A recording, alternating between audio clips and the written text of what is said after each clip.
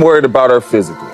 They treat Caitlin Clark different. They approach Caitlin Clark different. Caitlin Clark for 2 years straight in the WNBA has been picked up from full court, and she has been treated different. Even Michael Jordan. Michael Jordan was not getting picked up from full court. Maya Moore was not getting picked up from full court.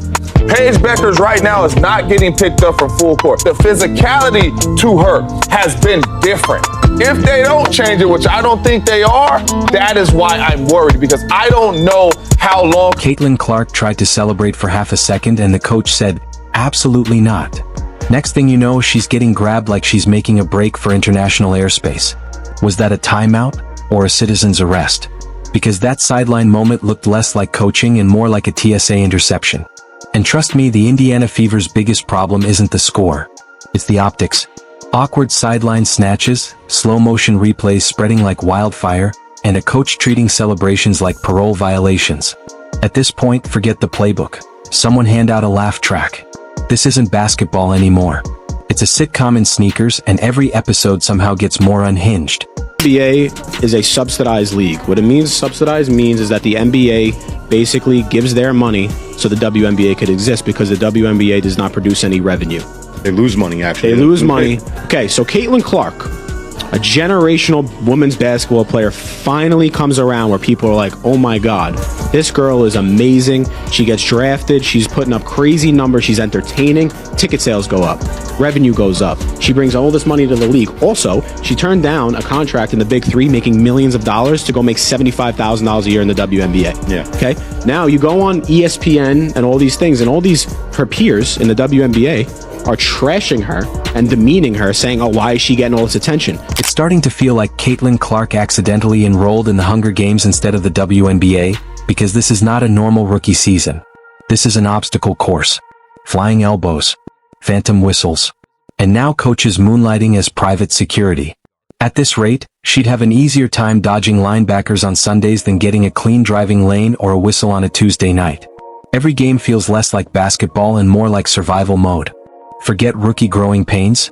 This is straight up gladiator training, and the refs are just watching from the stands. Who is the greatest basketball player of all time, in your opinion? Whoa. Oh man, that's hard. The greatest? The greatest. But at what? Basketball.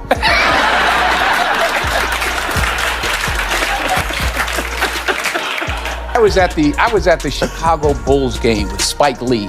Michael Jordan made that famous shot. The refs, please. At this point, it looks like they're staging a silent strike every time Caitlin hits the hardwood. Trip her, play on. Elbow her, nothing to see here. Clothesline her midair like it's a pro wrestling tryout? Totally legal, apparently. Twice this season she's gone down and stayed there longer than some of her teammates' screen assists. And what was the response? Absolutely nothing. No foul. No review. Not even a "you good" from the officials. Just a collective shrug and a whistle to keep the circus rolling. Because why protect the biggest draw in the league when you can pretend gravity is the problem? Hey, Caitlin Clark, this is for Caitlin. If you're not Caitlin, keep it pushing. Okay, this is for Caitlin only. Caitlin, what I'm about to tell you, as a supporter of yours, as a fan of yours, that has been watching you since Iowa, I'm gonna hold your hand when I tell you this. The WNBA, it's time to wrap that shit up, okay? It's time to go. Pack your shit up. Let's go. I don't want this for you no more, okay? I've been here. I don't want this for you no more. It's too much. Too much expectation. It's all about race. It's too biased. Everybody just. The refs, please. At this point, it looks like they're staging a silent strike every time Caitlin hits the hardwood. Trip her, play on. Elbow her, nothing to see here. Clothesline her midair like it's a pro wrestling tryout? Totally legal, apparently. Twice this season she's gone down and stayed there longer than some of her teammates' screen assists.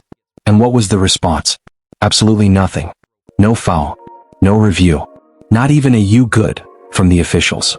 Just a collective shrug and a whistle to keep the circus rolling. Because why protect the biggest draw in the league when you can pretend gravity is the problem? No one is giving you a chance, and it's not fun no more. Angel Reese fans no longer making it fun. They've been very draining and exhausting.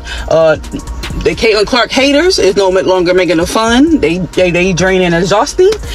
Your fans, some of the CC fans are no longer making it fun. They are draining and exhausting.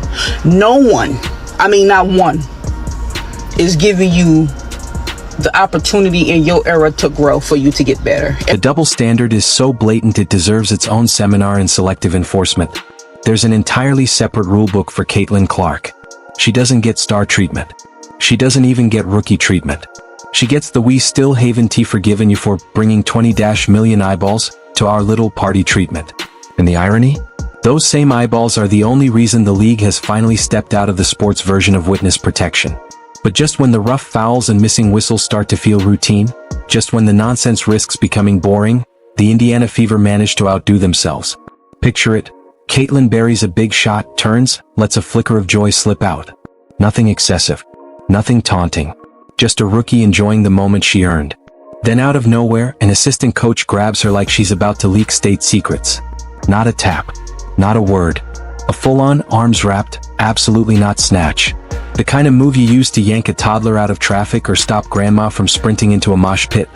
Except here, it's aimed at the one player on the roster who actually has Indiana's heart beating.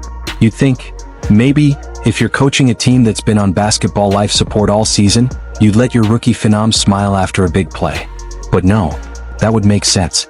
And clearly, sense is still a flagrant foul in Indiana. Yesterday, I'm all for the veteran players. But at the end of the day, did we all forget that this is Caitlin's team? Like, did y'all just throw that whole situation out the window? Number 1 draft pick, rookie of the year, breaking all the damn records like they're scratch-offs? Bruh, what is we doing here, dog? I mean, Stevie Wonder could see that they tripping, man, at this point in time. I mean, I want to see the Caitlin we seen in Iowa. What happened to the Iowa CC? The greatness. I mean, bruh, we haven't seen the Logo 3 in a month. Instead, we're getting reverse celebrations. The assistant coach is out here running advanced crowd control on her own player, while the rest of the team casually jogs back on defense like nothing just happened. No one flinches. No one steps in like, hey, maybe let her have this one. Nothing. Just silence. Stone faces. The kind of energy you'd expect if she just roasted everyone's grandma at a team dinner. And that's the part that really stinks. It's not just the refs swallowing their whistles like they're allergic to accountability. It's the eerie way her own team has decided to lean back and let it all happen. The passive body language. The cold shoulders. The complete absence of even the smallest pushback when she's getting mugged on the court. It's giving Mean Girls, just with less glitter and way more bruises. People love to talk about chemistry, about growing pains, about finding rhythm as a young team. But this is a case study in how to ice out your best player while pretending everything is perfectly fine. Caitlin is out there emptying the tank, diving for loose balls, sprinting full court like her sneakers are on fire. And her reward? A highlight reel of no calls, and being physically stopped from celebrating her own success by the very people who are supposed to have her back. Than you. Like, I don't understand, like, why, like, facts and opinion, like, this is not an opinion. Caitlin Clark's putting up better numbers than you guys ever did, and she's bringing the league attention, which is great for all the women coming up in the world that want to play basketball, that want to have a life and create a life for themselves by being a professional athlete, because women deserve that. So now you're going to turn around, and you're going to try to beat her up on the court, you're going to try to trash her on social media, and you're going to try to trash her on, like, live TV. Come on. You guys need to do a little bit better. She is super entertaining to watch, so I'll tell you. And don't even start with the PR spin. You already know what's coming, vague statements about passion, poise, and keeping emotions in check, as if this was some massive overreaction. As if Caitlin didn't just do what every WNBA legend did in their prime. Hit a big shot, show a flicker of flair, and get right back to work. The difference? Those legends weren't surrounded by teammates and staff treating a smile like a federal offense. It's honestly surreal. We're watching the biggest star this league has ever had, yes, ever, get treated like she's the backup to the backup. She's shattering attendance records, moving jerseys faster than Taylor Swift tickets, and dragging ratings upward every time she ties her shoes. But inside the building, she might as well be invisible. Or worse, an inconvenience. The resentment seeps through the cracks. It's subtle but loud enough to spot. Teammates who won't pass unless the shot clock is begging for mercy. A head coach who can't decide whether to build around her or just keep her around for the marketing bump. And now an assistant coach who apparently moonlights as airport security.